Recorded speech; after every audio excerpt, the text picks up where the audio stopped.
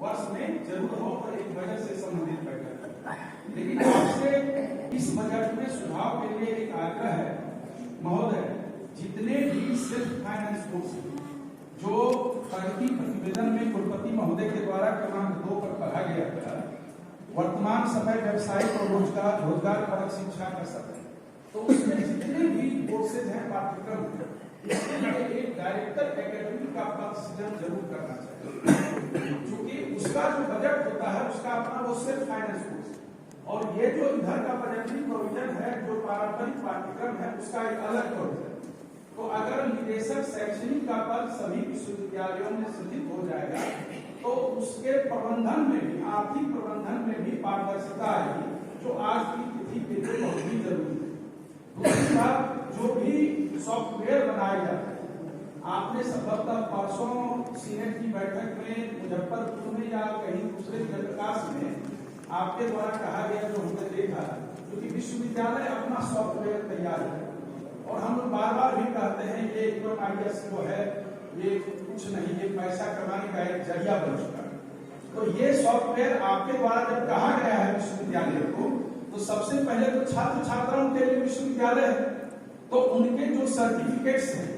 उनके जो नामांकन होते हैं, पहले भी मैंने आपसे आग्रह किया था और आपने संज्ञान भी लिया था कि उनका नामांकन दूर दूर हो जाता है, दूरस्थ महाविद्यालयों में होता है, फलतः वो वहां जा नहीं सकते। तो इसके लिए अब तो इंटर की पढ़ाई भी समाप्त कर दी जा चुकी है,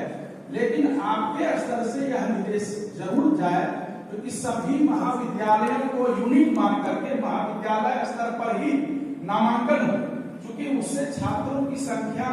अध्यापन कार्य के लिए घटती है, वो दूर तक अपना खर्च करके नहीं जा सकते। और तीसरी बात, जो शिक्षकों की और शिक्षकेतर कर्मचारियों की प्रोन्नति एक महोदय,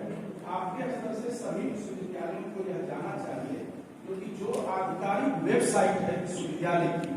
उस वेबसाइट पर उनके प्रोन्नति का खाका या क्या पेपर स्वांतिक है या क्या जमा किए गए हैं, सही है गलत है,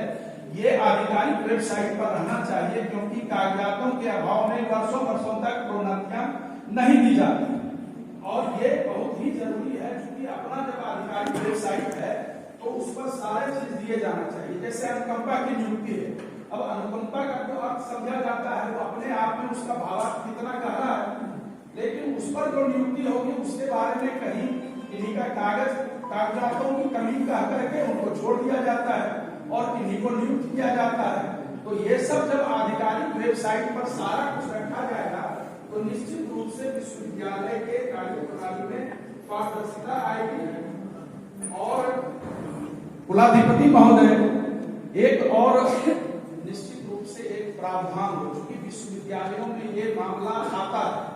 अगर कोई दानदाता विश्वविद्यालय को सहयोग आर्थिक रूप से करना चाहते हैं,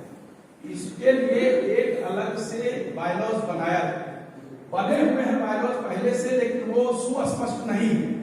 क्योंकि अगर कोई भवन देना चाहता है, कोई बड़ा चीज देना चाहता है, कोई पुरस्कार के लिए छात्र छात्राओं को विभिन्न फैकल्टी में अगर